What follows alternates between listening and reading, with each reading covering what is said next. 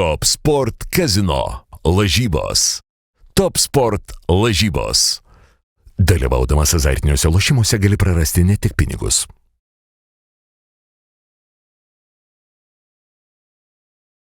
Tikrai šį vakarą intriguojančių rungtynių top lygoje Lietuvos čempionate. Jo labiau, kad tos pergalės buvo iškovotos žaidžiant su turnyro lentelėje aukščiau esančiomis ekipomis, tai yra su Vilniaus Žalgiriu, išmušti prie standarto ir vėl Esmilis Kaušinis.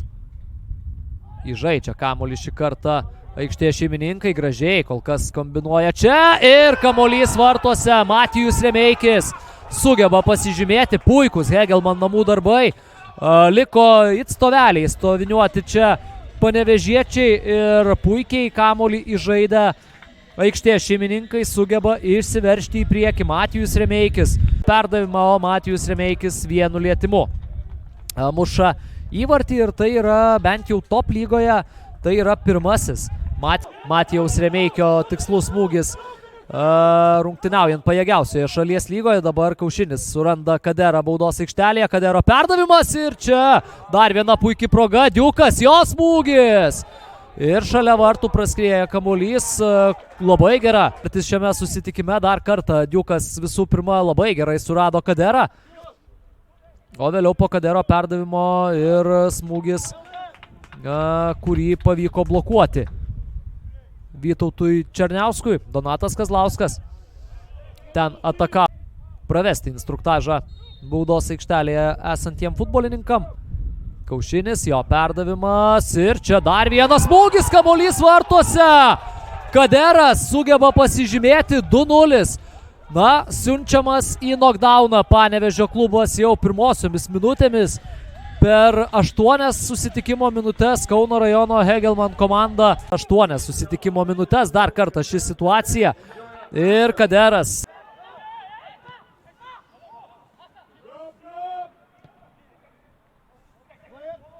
Bopesu prie baudos aikštelės ribos. Geras perdavimas ir Asamoa neišnaudoja fantastiškos progos labai.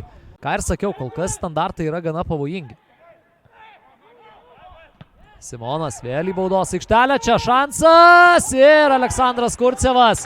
Atsilikimą dar kartą ta situacija, Žeromė Simonas, jo perdavimas link Strahinja Kerkezo, šis vienu lietimu. Norėtų jis perdavimo ten, Ernestas Burdzilauskas užsikerta kamuolį, atlieka perdavimą į kairę, Ernestas Veliulis. Atlieka smūgį Ernestas Veliulis ir kaip ten pavojingai smigo kamuolys. Pasižiūrėkime dar kartą.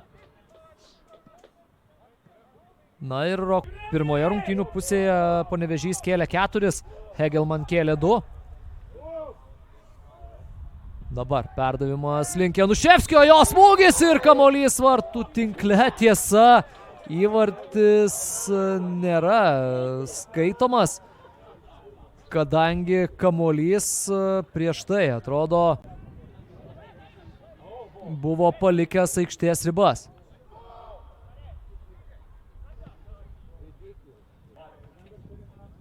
Vėl Esmilis Kaušinis prie kamuolio. Standartai šiandien virto įvarčiais. Hegelman gretose, čia šansas ir kamuolys vartų tinkle.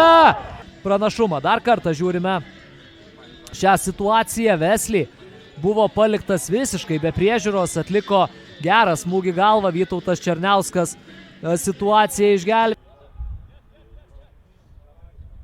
Kuodžių klaidina varžovą, dabar Kuodžių perdavimas, į baudos aikštelę siunčiamas kamuolys, čia smūgis ir kamuolys atsiduria vartų tinkle. Izakas Asante smūgį atliko. Tiesa, ten vėl buvo ir rikošetas.